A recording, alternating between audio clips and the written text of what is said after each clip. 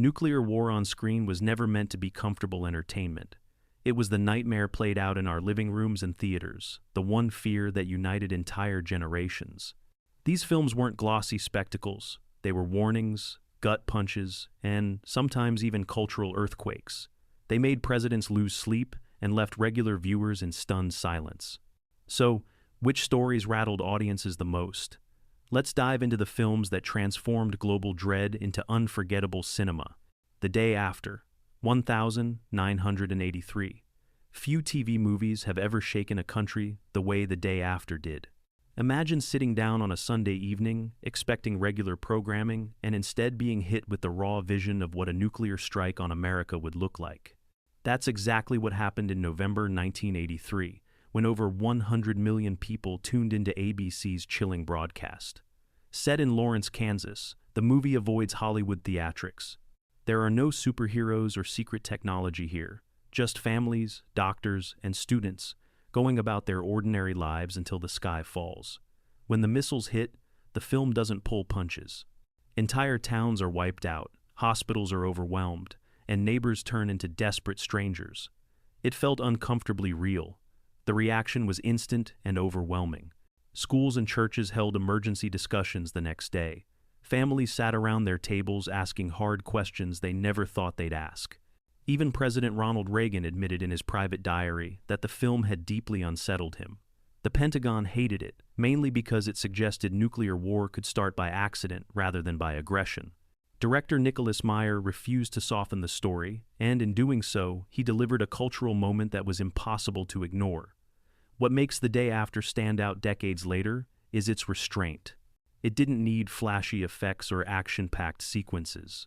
The horror was in the ordinariness, the farms, the suburban homes, the classrooms.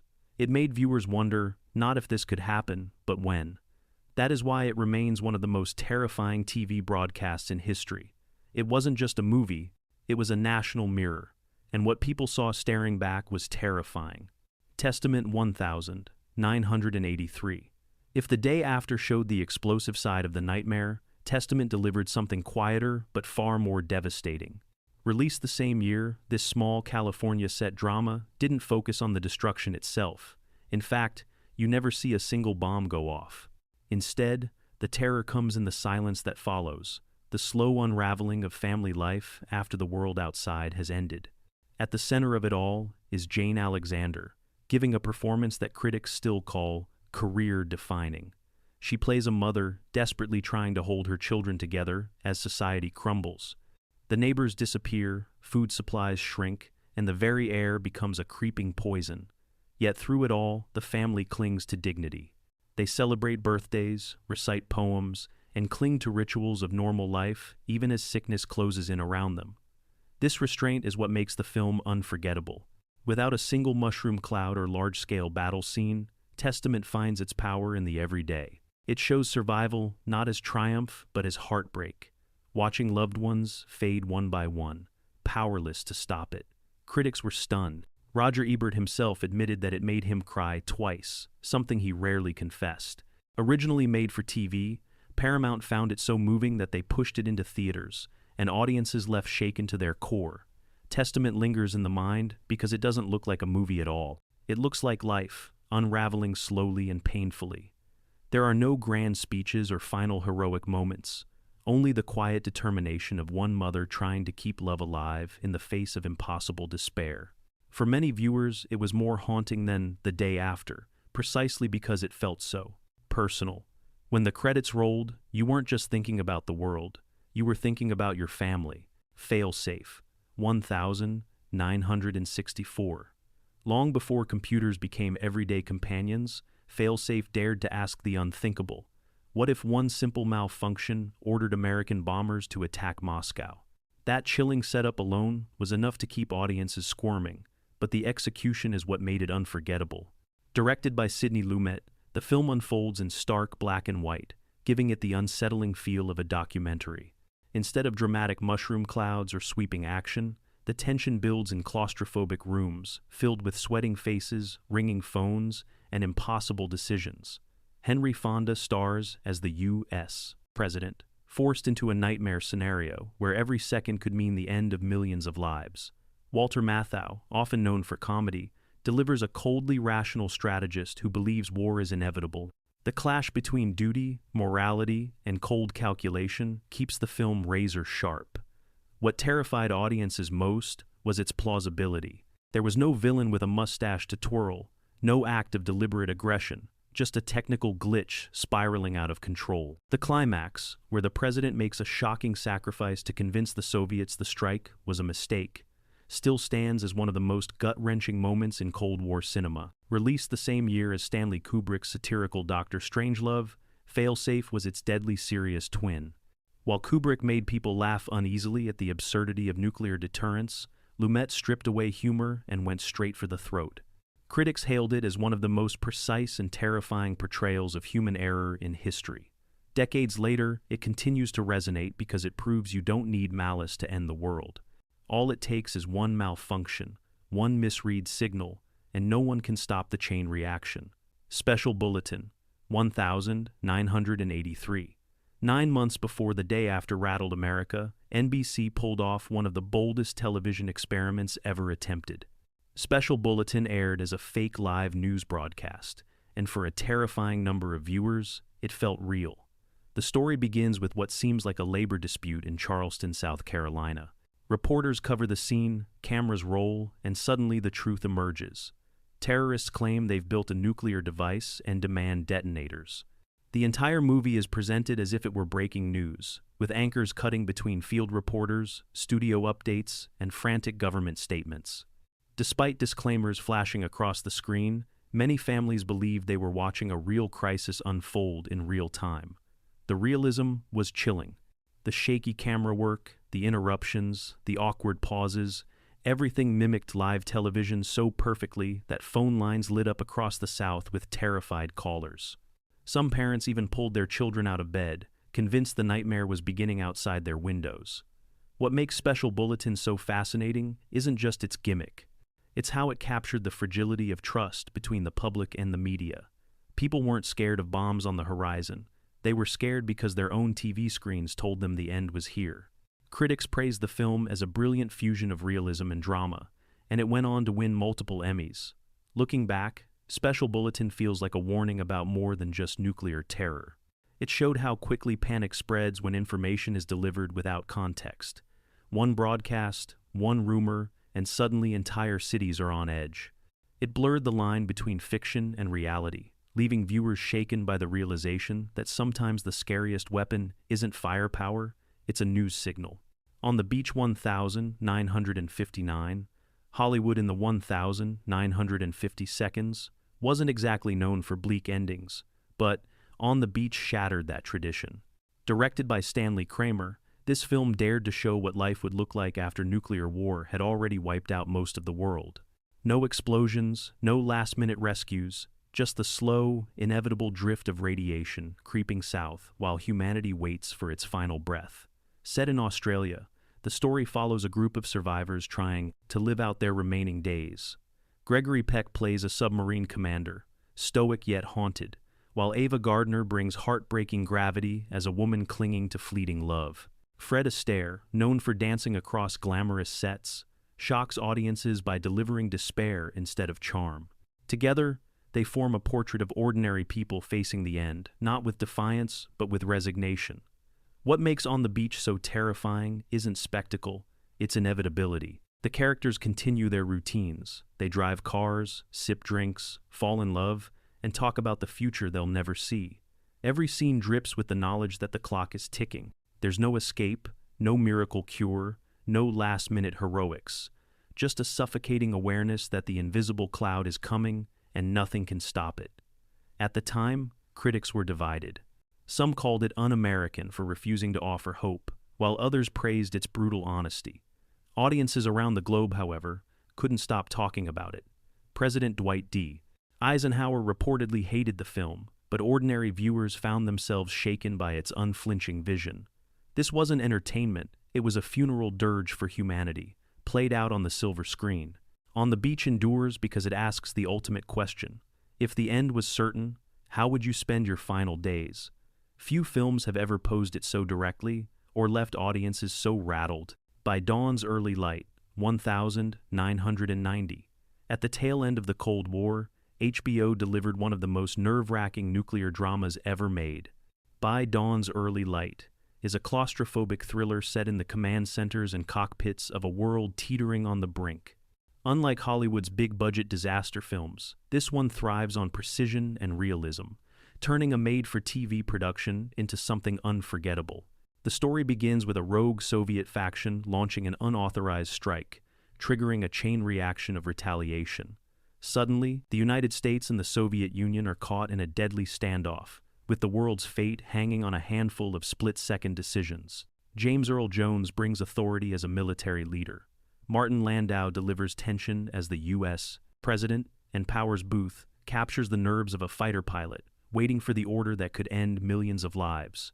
What makes the film stand out is its focus on human error and indecision. Command centers buzz with debate. Leaders wrestle with the question of whether to retaliate or hold back. Pilots sit in cockpits, staring into the abyss of the sky, knowing their orders could mean extinction. There are no cartoonish villains, no sci-fi gadgets, just ordinary men and women stumbling through a nightmare of their own making. Critics praised it for its credibility, and for many viewers, it felt like the last truly great Cold War nuclear drama.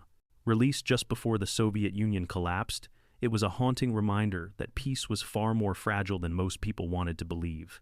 By Dawn's Early Light remains one of those rare TV films that punches well above its weight, leaving audiences with a gnawing sense that, even at the supposed end of an era, disaster was still only one bad call away.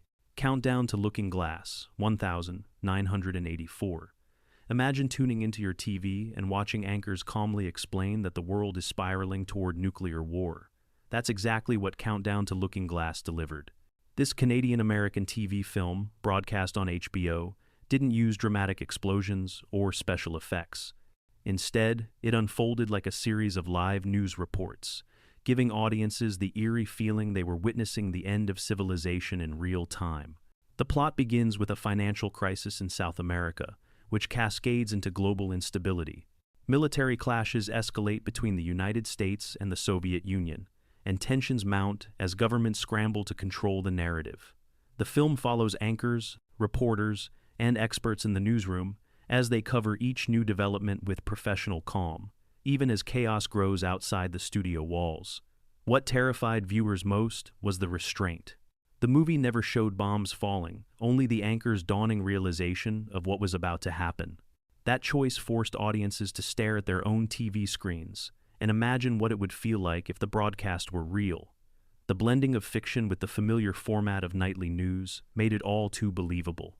For critics, Countdown to Looking Glass was a bold experiment. For audiences, it was a gut punch. People reported feeling unsettled for days, shaken by the idea that the world could end not with fireworks, but with calm updates from a news anchor trying to keep his composure. It also raised questions about how the media would handle such a crisis. Would they reassure, inform, or simply watch along with the rest of us? By stripping away spectacle and leaning on realism, Countdown to Looking Glass became one of the most haunting TV events of its era. It wasn't a movie about destruction. It was a movie about waiting for destruction, and that might be worse. Panic in Year Zero, 1962. Before post-apocalyptic wastelands became a standard Hollywood backdrop, Panic in Year Zero delivered a story that hit close to home. Directed by and starring Ray Milland, the film follows an ordinary Los Angeles family on their way to a camping trip when the unthinkable happens. The city is suddenly obliterated. With highways jammed and society unraveling by the hour, their vacation turns into a fight for survival. What makes Panic in Year Zero unforgettable is not flashy effects, but its raw, stripped-down honesty. Milland's character quickly realizes that kindness is now a liability. To keep his wife and children alive, he stockpiles supplies, brandishes firearms, and does whatever it takes, even if it means abandoning old ideas of morality. Audiences expecting the optimism of early 60-second cinema were blindsided by a story that dared to suggest survival sometimes means becoming ruthless. Critics at the time dismissed it as a B-movie with its low budget and rough edges, but hindsight has been kinder. Long before The Walking Dead explored how neighbors might turn on each other, Panic in Year Zero warned that civilization was just a thin veneer. Scratch it, and suddenly everyone is a predator. The film's portrayal of collapsing trust and desperate choices felt eerily close to reality for Cold War audiences still practicing duck and cover drills. The most chilling element is how fast the transformation happens. One day, the family is debating whether to stop for breakfast. The next, they're bartering, stealing, and defending themselves against strangers. Panic in Year Zero struck a nerve because it didn't paint monsters as the threat. It painted other people. And that's an idea that still haunts anyone who watches it today. The Bedford Incident, 1965. Tension doesn't always need explosions. Sometimes, all it takes is a destroyer, a Soviet submarine, and a captain wound tight enough to snap. The Bedford Incident is a masterclass in claustrophobic dread, set almost entirely aboard a U.S. Navy ship playing a dangerous game of cat and mouse during the height of the Cold War. Richard Widmark plays the unyielding captain, a man obsessed with control and convinced that weakness will cost lives. Sidney Poitier portrays a journalist who boards the vessel, expecting a routine story, but finding himself trapped in a nightmare of escalating paranoia. As the ship closes in on its Soviet counterpart, pride and protocol become the enemy. Every order, every glance, every pause feels like a trigger waiting to be pulled. What makes the film chilling is that no one wants disaster, yet the pressure, suspicion, and rigid adherence to rules make it inevitable. The ending, shocking in its abruptness, leaves audiences rattled by how close miscommunication alone can push the world toward disaster. There are no elaborate visuals or fiery battles here, just silence, restrained performances, and the unbearable weight of realizing they've gone too far to turn back. Critics praised the Bedford Incident as a companion piece to Fail Safe, but with a sharper psychological edge. Where Fail Safe focused on political leadership, this film drilled into the psychology of command, showing how one person's obsession could tip the balance. For 1,965 audiences still living with daily Cold War tension, it was nightmare fuel. The lesson was clear. Sometimes you don't need enemies to start disaster. You just need men staring into the abyss, unable to blink first. The Atomic Cafe, 1982. Forget dramatizations.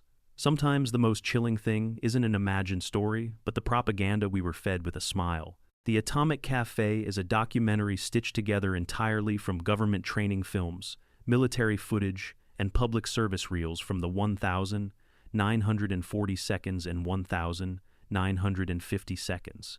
There's no narrator guiding you through. The footage itself does the talking, and that's what makes it unforgettable. We see school children ducking under desks, told that flimsy wood could shield them from firestorms. Cartoon mascots cheerfully explain fallout, as if radioactive dust were no more dangerous than dirt on your shoes. Soldiers march toward blast zones, grinning and saluting while mushroom clouds bloom in the distance. The government's message was clear: stay calm, carry on, and trust that everything is under control. For modern viewers, the effect is surreal and horrifying. The cheerful music, upbeat narrations, and smiling faces clash violently with the footage of devastation in the background. It becomes clear that the real danger wasn't just the bombs themselves, but how easily people were manipulated into believing the risks were manageable. Audiences realized that ordinary citizens had been convinced to live with annihilation, as if it were just another part of modern life. Critics hailed The Atomic Cafe as darkly comic and razor-sharp. It became a cult hit, not because it entertained, but because it exposed the absurdity of the era's mindset.